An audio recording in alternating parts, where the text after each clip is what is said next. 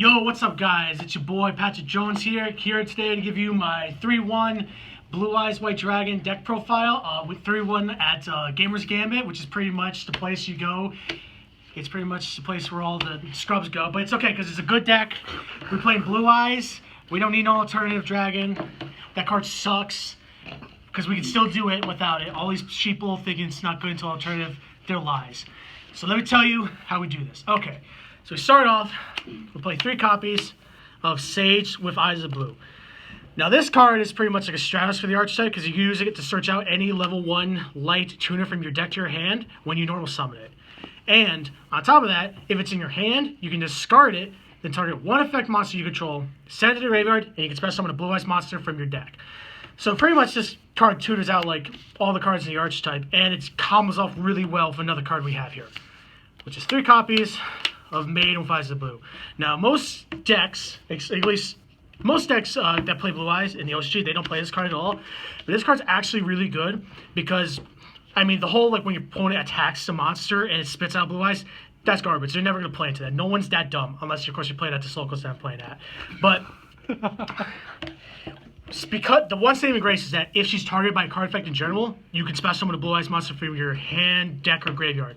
Well, just Blue Eyes White Dragon. So you would use cards like Sage of Eyes of Blue, or another card that's going to be coming up, to target her and then trigger her effect. And at that point, she's pretty much tour guide. And she's a tuner too. And if you have her in like a Veiler in your hand, like you can just summon Maiden and then just pass and hope you don't die.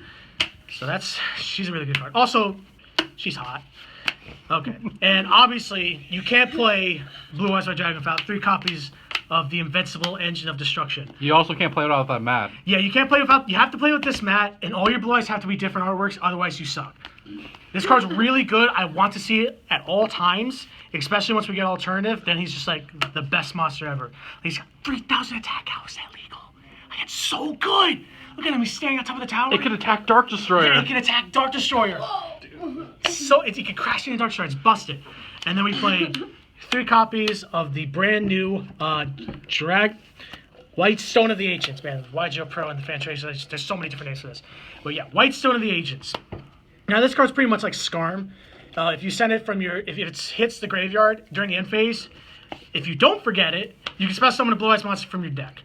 Also, it's a tuner, level 1, so you can search it with this guy. And when it's in your graveyard, you can banish it to add a Blue Eyes monster from your graveyard to your hand.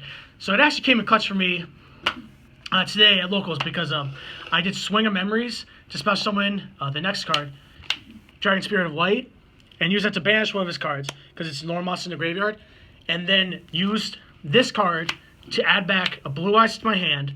So when I'm attacking one of his 2 monsters, he had no cards in his hand or his back row, so he had 2 monsters.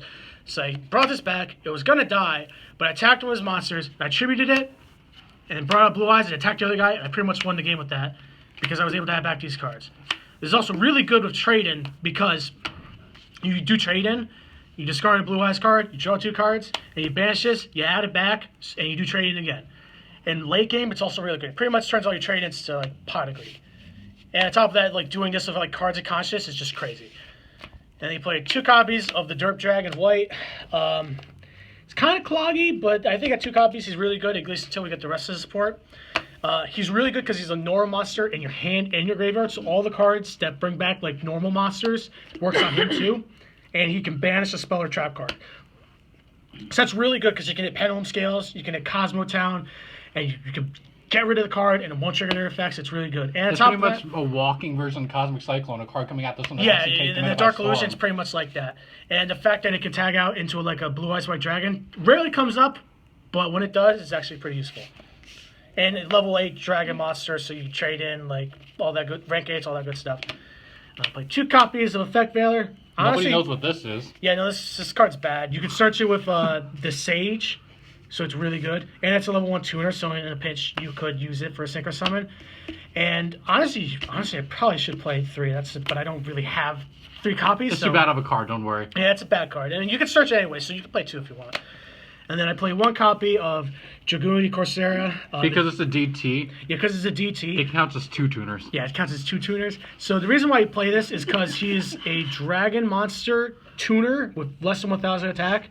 So you can use Cards of Conscious on him. And I'm playing Dragon's Ravine. So if I have Cards of Conscious and a way to get to Dragon's Ravine, I can activate Dragon's Ravine, add this to my hand, and then do Cards of Conscious and draw 2 cards. And sometimes you're in a pinch and you don't have any tuners, you can use it. You can search out for this. And 1 copy of the White Stone of Legend, so that when we do Dragon's Ravine, we can send it from our deck to the graveyard and then search out Blue Eyes White Dragon.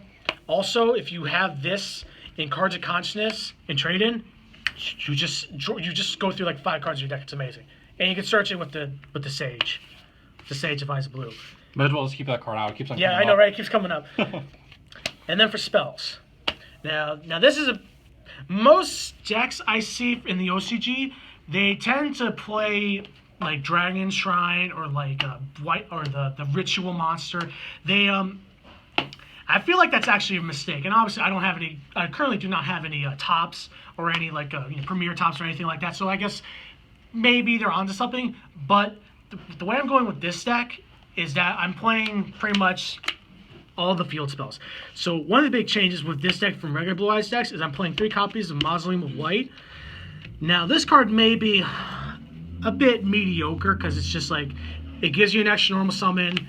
You can dump a normal monster from your graveyard, and if it's in your graveyard, you can banish it to that Burst Stream of Destruction, which is pretty much Regeki if you have Blue Eyes White Dragon.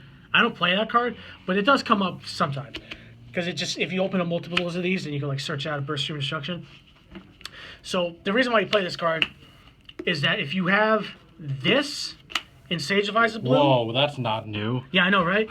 You have this in Sage of Eyes of Blue, then you can like search out Maiden, and then use this on Maiden, and then she special summons a Blue Eyes White Dragon, and you could just do so many plays. You could Synchro Summon Crystal Wing, you can search out Secret Village Spellcaster, like you do so much stuff. And also just in general, you use it on Maiden, so she's pretty much tour guide, because you don't really lose any advantage from playing this card and using the effect, so it's pretty much a +1 to your card economy. And it dumps normal monsters from your deck to graveyard, so all of your Silver's Cries, all of your Soul Charges, all of your like Swing of Memories or Gospel of Arrival, when we get that, they all become live. And unlike cards like Dragon Shrine, where it's just a -1, like this is just a free dump. You don't lose any advantage by doing it. And on top of that, you get an extra normal summon for a level 1 light tuner. So it helps like deploy more tuners to the field and make stuff like Crystal Wing Synchro Dragon and like more synchros. And it's with this card in Sage, you basically have, because I'm playing 3 terraformings as well, you pretty much have like 9 cards in your deck that triggers Maiden. So this card's actually really consistent. She's pretty much like tour guide for the deck, and it's way too good. Speaking of Silver's Cry, we got 3 copies of that. Why play this card? It's very simple. You can target a dragon normal monster in your graveyard, and you can special summon it. And the fun thing is, with Dragon Spirit of White, he's treated as a normal monster in your graveyard, so you can just special summon him. So actually, there's some cool plays where you can like set this. You have like Dragon Spirit in your graveyard, and your opponent activates like a Cosmo Town or like a Domain or a Pendulum Scale, and you flip Silver's Cry, bring out this, and you banish it. So it's pretty much like Cosmic Cyclone, the card we're getting in Dark Illusion. And on top of that, it's Monster Reborn. Like it's what's not to like, especially when you have all these cards that can easily set up your graveyard. Shoutouts to Cosmic Cyclone yet again. We're gonna get that. Yeah, oh man, that's gonna be the chase card when we get Dark Illusion. Oh hell yeah! And then 3 copies of Terraforming. This card's really good. Like, it fixes so many bad hands in the deck. It gets you to Mausoleum of the Emperor. It turns on all your trade-ins and your Cards of Conscience. If you draw the Blue Eyes White Dragon, you can, like, there's another card I play in here that lets you just summon it. Like, this card's amazing. I'm going to play 3 copies of Cards of Conscience. I feel like, yeah, 3 is definitely the right number. What card is in that kid's hand? Oh, well, as it turns out, he's playing the White Stone of Legend, which, as it turns out, is a really good card to dump with this. So you can discard a Dragon Tuner monster with 1,000 attack or less, and you get to draw 2 cards. Now, the thing is, with this deck, you can dump that and you get the effect, obviously. But also, if you do it on this, you draw 2 cards. And or then Corsica. Or Corsica. You draw 2 cards, and then end phase you summon Blue Eyes. And that's crazy. That's so good. And Also, you do Dragon's Ravine, so you can search out this, and then you can like do cards of conscience. And by that point, you have like decked in a card already. If you do Terraform, you decked in 2 cards. So when you do the cards of conscience play, you like draw 2 cards more into your deck. So you draw like hand traps or more combo pieces. It's really good. And with this, you have like effectively like 6 like Destiny draws in your deck. So you tend to see them more often. And then you play 3 copies of Swing of Memories. When the Gospel of Revival, or the new name, Return of the Dragon, Return of the Legendary Dragon comes out. Did they? Oh. Yeah, they changed the name. So when that comes out, you're probably going to swap these out. But for now, or when that card gets limited to 1 because that card's way too good, like you play this. So this card lets you special summon a normal monster from your graveyard. I don't know if it targets because I don't think this card's ever been reprinted in like with the Promise Only card decks. No. But let's assume that it does. So you special summon a normal monster from your graveyard. So obviously you bring up Blue Eyes Red Dragon or Dragon Spirit of White, but it dies at the end of the turn. But in this deck, you play Synchros and XYZs, so you can just like Synchro or XYZ away with it. So you pretty much just get Monster Reborn, and you can use it to make your extra deck plays. Or if you do Dragon Spirit of White, and you have a Blue Eyes Red Dragon in your field, you can attack with that. You banish the spell trap card, you attack with it, you tag out, you summon a Blue Eyes Red Dragon, and you attack again, and you get to keep the monster. This card's really good. Random fact: that dragon has his tongue out on the mat. Oh yeah. Continue. I just noticed that. Yeah. 3 copies of trade-in because we're playing like 5 level 8 dragons and they're all searchable. It's pretty much Destiny draw. And we play 1 copy of Dragon's Ravine. Now, until we get the cards from the Felgrand structure deck, I think 1 is just fine. What the primary use of Dragon's Ravine is that it turns on all your cards of consciousness and trade-ins because you discard a card and you set in White Stone, and then that gets you a Blue Eyes, saying you trade in. Or if you have cards of conscience, you discard a card, and then you search out the Dragoon Corsaria, and you draw 2 more cards. So it turns on all of your draw cards, and on top of that, you can also dump these cards, and you can summon Blue Eyes White Dragons from your deck. And then once we get Archbrave Dragon, there's some other cool combos where you can like tutor out monsters from your hand or deck with that card. It's really good. There's a reason why it got banned. It's still really good, especially with like 3 terraformers. So you have effectively 4 copies of it. Like so, you with like the 6 draw cards and the 4 copies of Dragon's Ravine, you pretty much always see it. And then we play 1 copy of Mausoleum of the Emperor. Now this card is mainly just as like a redundancy because sometimes you open bad in this deck because you're playing all these normal monsters. So sometimes you have to summon them.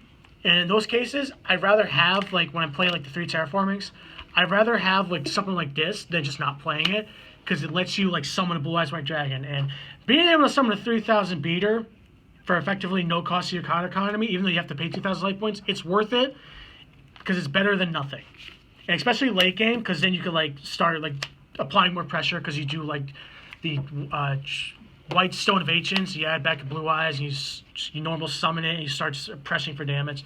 It also is going to get any sort of like anti-special summon locked, such as like the Kawaki Mero Drago card that's going to be really popular once Blue Eyes becomes super meta. And also stuff like Vanity's Emptiness and like Blind Imprisoning Mirror. It helps you get around a lot of anti-special summon locks, because you can just normal summon it. And also you get to summon the Blue Eyes White Dragon, like properly, like which is really cool sometimes. And then we play 1 copy of Secret Village of the Spellcasters. Nobody's ever seen this card before. This card is insane. Like against the current meta, like Monarchs, they only play like 1 Spellcaster. Some people don't even play Eidos. I didn't play Eidos. Yeah, Ron didn't play Eidos, and it really messed him up when I played Monarchs against him. today. And there's combos with this where you can end with Maiden, because your Spellcaster for this deck is that you want with this card is Maiden with Eyes of Blue. So you do Maiden with Eyes of Blue and then Secret Village. And then effectively, they can't really out the Maiden because if they attack or target the Maiden, you summon Blue Eyes and you negate the attack. And then you have this, which cuts off their spells. So against a decent amount of the decks, like they can't activate spell cards. Against Monarchs, if you do Maiden, Secret Village, and Crystal Wing, there is no out. They die. Against Pendulum decks, against the Draco Power deck, you have to either have Magical Abductor and normal summon that, or you need to summon Joker, but if you have Crystal Wing, you negate that and then they're screwed. Or they have to normal summon Pendulum Sorcerer, and then they can't get the Pendulum Summon effect. So that really, like, it gimps a lot of decks. And against Cosmos, they can't do anything.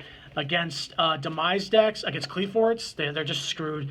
Like, this This card is really powerful, and the fact that you can search with terraforming and another card in my extra deck that I'll get to soon is like so good.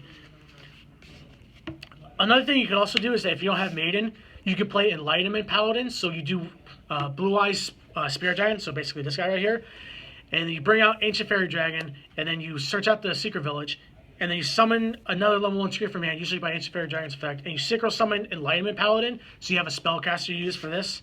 Although it doesn't really come up all that much in playtesting, so you don't have to play that. And then, last but not least, Soul Charge. If you activate Soul Charge, you pretty much win. Like, unless your hand is like really bad and you don't have a way to like dump a bunch of monsters to your graveyard, if you draw this card, you just straight up win. In fact, you can actually play like cards like Lift I'm Offering in this deck, because if you can dump a whole bunch of monsters and then like keep yourself at like 3 cards and you just Soul Charge, you just win. So. Although in playtesting that wasn't that great, but if you want to like build on my ideas, like that's something you could try. So that's the main deck. All right, on to the extra. On to the extra deck. Now this is where it gets spicy. So we play 2 of the guy on this mat. Now this card is... The art's horrible on the card. On the mat, it's fucking beautiful. Well, it's because of all this stupid glitter on the card and the tiny art box. But you actually see it's like amazing. It's like one of the best looking cards they designed. So this card not only is one of the best looking cards they made, it's also one of the best boss monsters I've seen in a very long time. Well, of course, Cosmo Dark Destroyer is probably better, but in terms of like a synchro boss monster, this card's amazing. It does like it's a Swiss Army knife. Like this card, you could tag it out to special summon any light dragon type synchro monster from your deck that's not himself, and there's a bunch of good targets down. Reveal the targets. So you can use it to summon this guy, that guy, this or this guy, and there's other ones you can play too, but these are the best ones you want to play. So you can tribute him to summon any of these guys. And he also has another effect of neither player can special summon 2 or more monsters at the same time. So it's kind of like, what is that? So if they have like Soul, it's kind of like Winda. So with Soul Charge, you can only summon 1 monster. But of course, kind of like with Thunder King Rider or Necron's the Unicorn, you can play around your own copy because you can just tribute him and bring another guy and you Soul Charge them all back. But the real effectiveness of this ability is that against pendulums. Against pendulums, they need to pendulum summon at least like 3 or 4 monsters for the pendulum summon to actually be worth the cards from their hand. So with this, they can only pendulum summon 1 monster. So it's pretty much normal summon, pendulum summon 1 monster, that's it. And in case they weren't playing a pendulum deck, he has another effect too. If a card effect is activated in the graveyard, you can just negate it for free. So it's like, this card literally cannot be dead. Like, against any matchup, all of its effects are good. And if the graveyard negation effect or the anti-pendulum effect doesn't work for you, you could sack it to summon these guys. So we play 2 copies of Azurai's Silver Dragon. Now, primarily, you almost never actually properly summon it. You usually use this.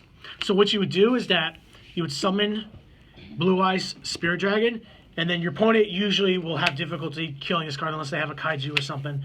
And then on your end phase, you tribute this, and then you summon this in defense mode. See, the thing is, with this card, when you do its effect, which is kind of like Teletype of Ptolemaeus, in terms of just lets you make all these like random like synchro monsters you have no business making, the drawback is that it dies at the end of the turn, but it's not a condition, it's an effect that activates that tries to destroy it. So what you would do is, you either try and get rid of the monster with like a synchro summon, which we'll get to, or you summon this guy, and his effect triggers. When he is special summoned, all dragon-type monsters you currently control cannot be targeted or destroyed by card effects, and that's in general. It's not by your opponent. So it gets around this. So it just stays around. So what you would do is that you would synchro summon this, you tag it out, special summon Azurai's. Azurai's effect makes it indestructible.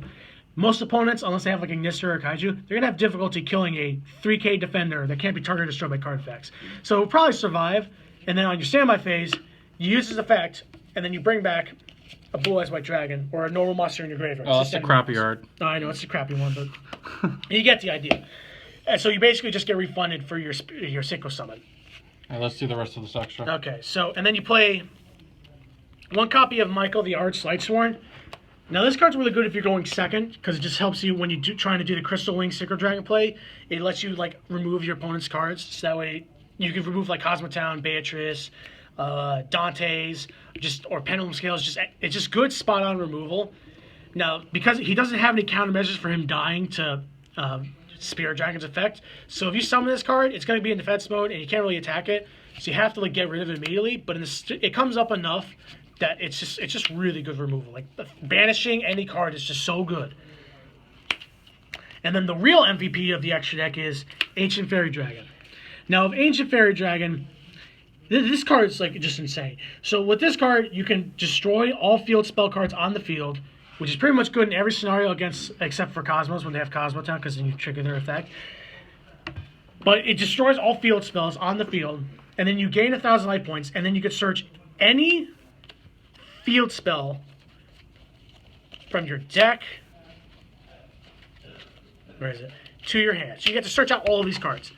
And then another effect this has is that at the cost of skipping your battle phase for that turn, you can spell summon a level 4 or lower monster from your hand.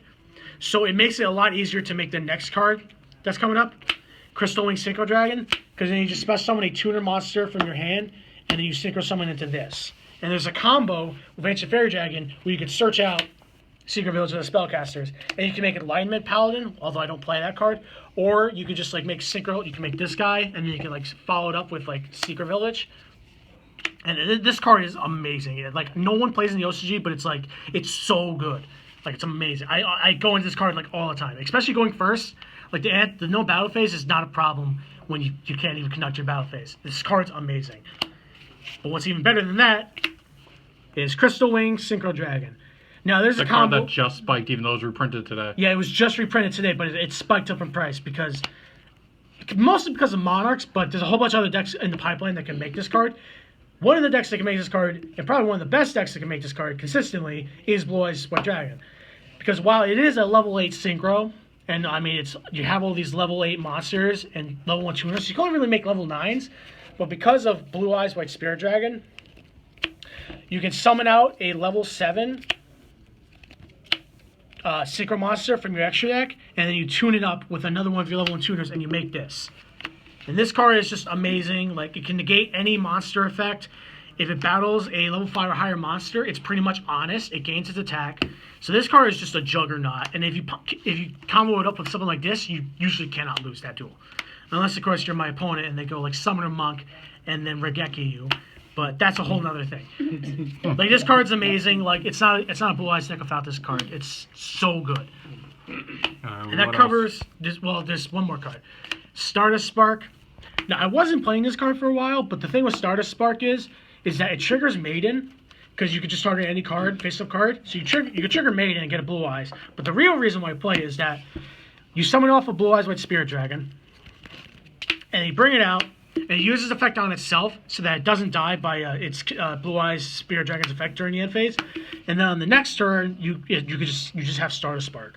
And now the real reason why you play this is that after siding, you can use it to protect floodgates like Mask Restrict, Anti-Spell Fragrance, Imperial Iron Wall, and it basically just turns into, if you can summon Blue Eyes White Spirit Dragon and you have a floodgate, you win. You go first, you do that, you win, because you make this, you protect this, and then so it doesn't die, and then on the opponent's turn, you flip the floodgate, they can't do anything. If they try and get rid of it, you do Stardust Spark. So that pretty much says they have to have 2 outs to your floodgate, or they have to have a Kaiju, and then like MSC your floodgate. But generally speaking, especially against like Monarchs, they can't Kaiju if you have Mask Restrict, like they can't. Like, so this just helps protect the floodgate, and it's really good. So, well, game 1, it's not that great, but like games 2 and 3, this card's power really shines through, especially with Maiden, because it combos with that. And then we play 1 copy of Cloud Castle. Now, I'm only playing 2 Blue Eyes Spirit Dragons, and realistically, you could play 3 copies. Part of the reason why I only played 2 is because I wanted to play the deck early before the cards out, but I didn't want to spend money for like 3 copies of the Spirit Dragon, because it gets reprinted in September. And realistically, you don't actually need to play 3 copies, because you can use the White Stone of Ancients to add back the Spirit Dragon to your extra deck. Or, what you can do is you summon Cloud Castle. And Cloud Castle's effect is that when it is synchro summoned, you can target 1 level 9 monster in your graveyard and you special summon it. And it has an additional effect which really comes up, but it has a cool effect of pretty much gives any level 8 or lower monster summoning sickness, so they can't attack the turn they're summoned. So what you would do is that you use this card in tandem with another card in my extra deck, Phantom Fortress Ethna, or whatever the hell you call it. The Draco Sack wannabe. So you use Cloud Castle's effect, you special summon Blue Eyes White Spirit Dragon, and then you overlay them for this card.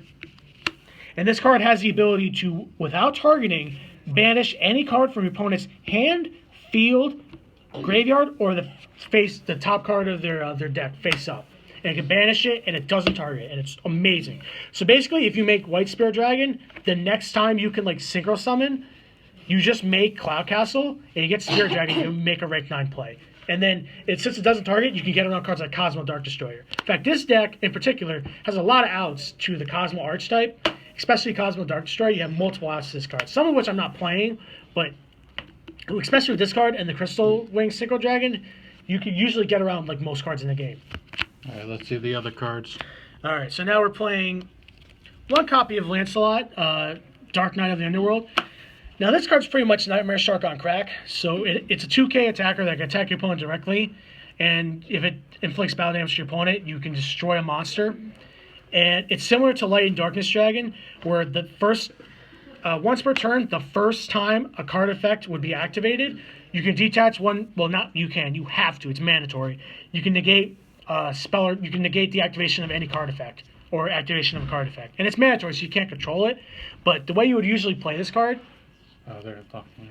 So the way you usually play this card is that when they're at the way you usually play this card is that when they're at 2,000 light points or lower, you summon this, and since they're at like 2,000 or lower, they can't like use Chaos Trap Hold or Solemn Warning.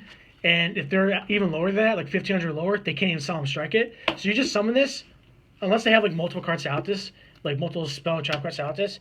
You can usually just like attack them for game and just kill them, and there's nothing they can do about it, which is especially relevant against Cosmos because they like to pay a lot of their light points. And so being able to summon this, if you summon it against them, they pretty much have to have like multiple outs to this card, because if they try and tag on Summon Dark Destroyer, you negate it. If they try and Cosmojo it, you can negate it. They can't Chaos Trap Pull it. They can't Warning it. It's really powerful. And on top of that, if you're trying to build boards like Soul Charts that your opponent can't crack, this is a really good card to make. All right, let's see the last few before we get kicked out of this place.